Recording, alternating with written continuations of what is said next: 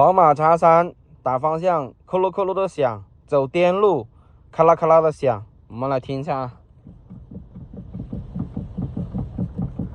左右摆，咯噜咯噜的响，扣扣扣扣扣扣扣。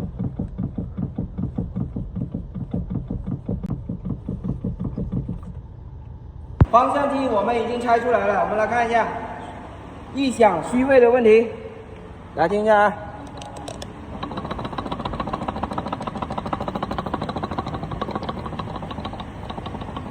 下面骆师傅开始妙手回春，看如何修好这个方向机。